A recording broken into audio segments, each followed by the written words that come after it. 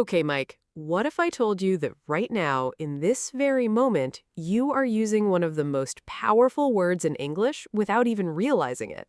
Interesting. Keep going. What if I told you that this one single word can show ownership, experience, obligation, relationships, actions, and emotions all at the same time, and that native speakers use it hundreds of times every single day? Hundreds of times, every day. And here's the part that will really get you. Most English learners think they know this word. They learned it on day one, they use it every week, but they are only using maybe 30% of what this word can actually do. 30%. 70% of its power, completely untouched, sitting there, waiting. Okay, now I need to know what this word is. The word is have. H-A-V-E, 4 letters, 1 syllable, and honestly, one of the most extraordinary, most versatile, most quietly powerful words in the entire English language. You learned have to talk about possession. I have a car. She has a beautiful apartment. They have 3 children. He has a dog that absolutely runs his life. Don't they all? But possession in English goes much deeper than just objects and pets.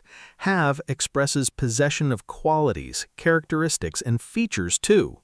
She has an incredible sense of humor. You don't physically own a sense of humor, but have shows it belongs to you. It's part of you. He has such a warm personality. This city has a really unique energy. The plan has one serious problem. See how have stretches from physical objects, I have a laptop, to abstract qualities. She has incredible patience. And in British English especially, you'll hear have got used for possession. I've got a meeting at 3. She's got a real talent for this. Have got and have mean exactly the same thing in this context. I have a sister and I've got a sister. Identical meaning. British speakers lean toward have got. American speakers usually just say have. Both are completely correct. Both are completely natural. Just know that both exist. Possession. Objects, qualities, characteristics, relationships. Have holds all of them. Use number 2, and this is where have starts to get really interesting. Using have to describe experiences, activities, and actions. This is the have that shows up when you talk about things you do, things you go through, things you experience in daily life. Have breakfast, have lunch, have dinner. You don't possess a meal, you experience it, you go through it. Have a shower, have a bath, have a rest, have a nap. All experiences, things you do and go through. Have a conversation, have an argument, have a disagreement, have a discussion. All interactions, things that happen between people.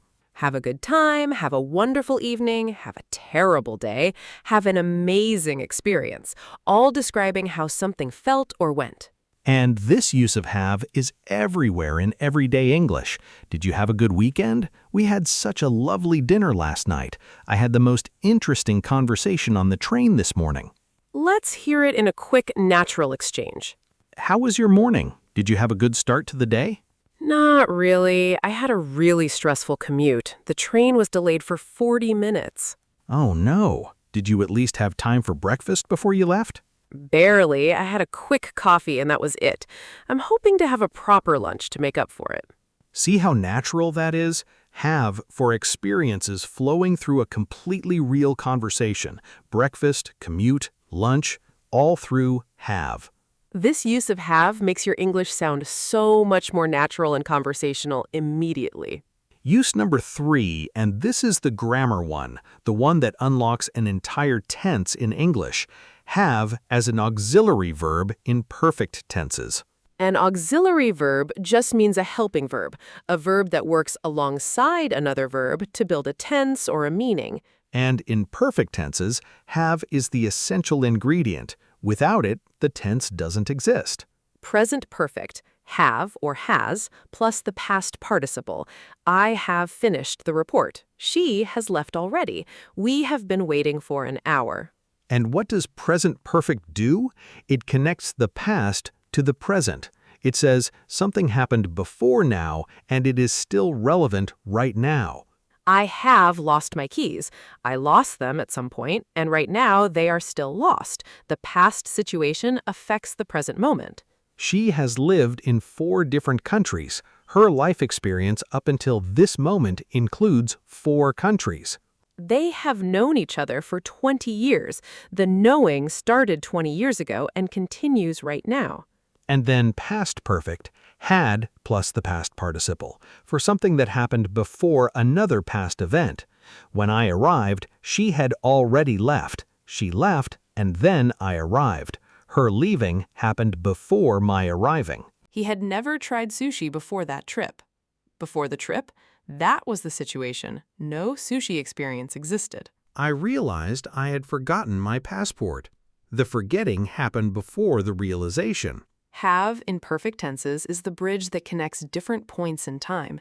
It creates depth, sequence, and connection in English storytelling. And once you master have as an auxiliary, your ability to talk about time in English becomes completely transformed. Use number 4, and this one comes up in literally every single day of your life. Have to for obligation and necessity. When something is necessary, when you don't have a choice, when it must happen, you use have to. I have to finish this before midnight. There is no option. It must be done. She has to take this medication twice a day. Medical necessity, not a choice. We have to leave now or we'll miss the flight. The situation demands it. You have to try this restaurant. It's absolutely incredible. Here, have to is used for strong recommendations, so strong that it feels like a necessity. And have to versus must. This is something learners often ask about. Both express obligation, but there's a subtle difference. Must usually comes from the speaker, from an internal feeling of obligation. I must call my mother. I haven't spoken to her in days. Have to usually comes from an external rule or requirement. I have to submit this form by Friday. It's the company policy. Internal pressure, must. External requirement, have to. Both are obligation. Both are necessity, just different sources. Do I have to attend the entire meeting? You don't have to, but it would be good if you could. I had to work all weekend. Past obligation. It was required of me. Have to is the language of responsibility, of rules, of requirements, and it lives in every professional conversation, every daily routine, every life decision. Use number 5, and this one genuinely surprises people because it looks simple, but it carries a very specific and very important meaning. This is have used causatively, have something done. The structure is have plus object plus past participle. And what it means is you arranged for someone else to do something for you. You didn't do it yourself. You caused it to happen through someone else. I had my hair cut yesterday. I didn't cut it myself. I went to a hairdresser who cut it for me. I caused it to happen. She had her car serviced last week. She didn't service it herself. A mechanic did. She arranged it. We're having the house painted this month. We didn't buy brushes and start painting. We hired painters. We caused the painting to happen. He had his suit dry cleaned before the wedding. The dry cleaner did the cleaning. He arranged and paid for it. And this is so different from I cut my hair, which means you did it yourself, or my hair was cut, passive, no personal involvement suggested. Have something done. You arranged it. You caused it. Someone else carried it out. That triangle of meaning is unique to this structure. I need to have my eyes tested. Have you had your boiler checked recently? She's having her wedding dress altered. Once you know this structure, you'll hear it constantly, and you'll use it constantly too, because in modern life, we arrange for things to be done for us all the time. Use number 8. Have for describing physical feelings, emotions, and states of being. This is have that lives in your body and in your heart, the have of how you feel. I have a headache. She has a fever. He has a stomachache. Physical sensations described through have. I have a feeling something is about to change. She has a sense that she's made the right decision. He has a suspicion that things aren't quite right. Emotional and intuitive states, also expressed through have. I have a lot of respect for what she has built. He has enormous admiration for his father. They have genuine affection for each other. and feelings about situations. I have mixed feelings about this decision. She has serious doubts about whether this is the right path. We have high hopes for what comes next. Have here is incredibly expressive. It gives your emotions a kind of weight, a permanence, a realness. I have no patience for dishonesty. She has a deep love for the work she does. He has real fear about what might happen next. Physical states, emotional states, intuitive feelings, have carries all of them with honesty and depth. Okay, let's do what we always love to do. A completely natural conversation that brings all the uses of have to life at once. Two colleagues on a Monday morning. Morning. You look tired. Did you have a good weekend? Honestly, not really. I've had a really rough couple of days. I had a terrible headache all of Saturday, and I had to cancel my plans. Oh no, I'm sorry. Have you seen a doctor about these headaches? You've mentioned them a few times now. I know, I've been meaning to. I need to have my blood pressure checked, actually. My doctor has been telling me that for months. Well, you have to prioritize your health. Work can wait. You have a point. I've just had so much on my plate lately. The project, the team review, the client presentation. I had a feeling you were going to say that. Listen, I had a word with the manager this morning. She's agreed to extend your deadline by a week. Are you serious? You did that for me? Of course. We've known each other for 5 years. I have a lot of respect for everything you do and how hard you work. I have no idea what to say. That genuinely means everything. Just have a proper rest this week and get that appointment booked. Deal? Deal. Thank you, really. I'm having second thoughts about ever complaining about Mondays again. Haha, let's not go that far. Now, let's go through the uses. Did you have a good weekend? Experience. I've had a rough couple of days. Perfect tense. Had a terrible headache. Physical state. Had to cancel. Obligation. Have my blood pressure checked. Causative have. You have to prioritize. Necessity. You have a point. Idio. Had so much on my plate. Expression. Had a word with the manager. Idiom. We've known each other. Perfect tense. I have a lot of respect. Emotional state. Having second thoughts. Idiom. 8 uses. 1 Monday morning conversation. All completely natural, all completely real. Quick, clean summary. All uses of have right here. Use 1, possession. Objects, qualities, characteristics. I have a car. She has incredible patience. Use 2, experiences and actions. Have breakfast. Have a conversation. Have a wonderful time. Use 3, perfect tenses. I have finished. She had already left. Connecting time. Use 4, obligation. Have to for necessity and requirement. I have to leave by 6. Use 5, causative have. Have something done. I had my hair cut. Someone else did it for you. Use 6, relationships and connections. I have a wonderful team. She has friends who truly care. Use 7, idioms and expressions. Have a word.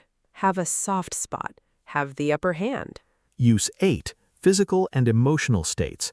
I have a headache. She has deep respect for her work. 8 uses. 1 extraordinary word. All of it, yours. Okay, your clarity challenge for this week. And for this episode, it has to be big. We want you to write 3 sentences in the comments using 3 different uses of have from today. Like, I've been learning English for 2 years and I've never felt more confident. That's perfect tense.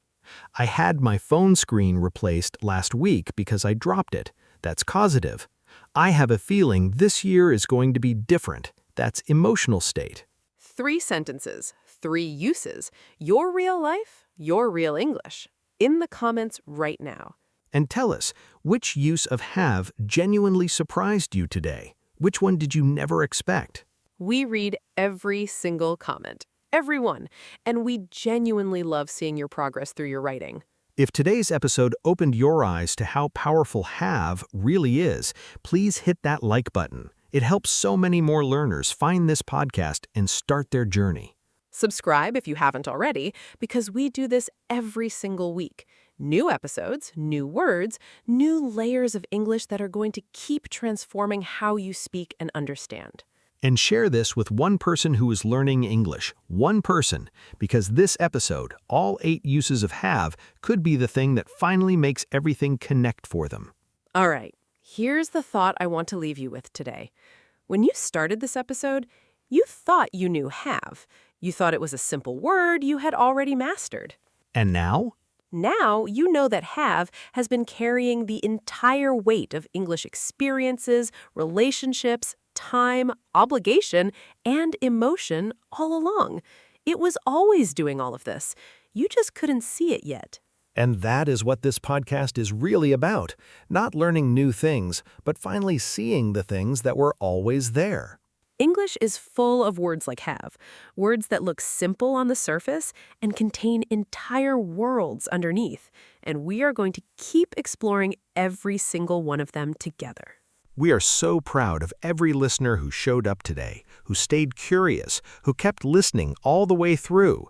That kind of commitment, that kind of dedication to growing is something truly worth being proud of. Keep going, keep learning, and remember, you already have everything you need to become fluent. You just have to keep going. Until next time, take care, everyone. Bye for now. Bye. And hey, now you truly have all the uses of have. Go use them. Perfect ending. See you next time, everyone.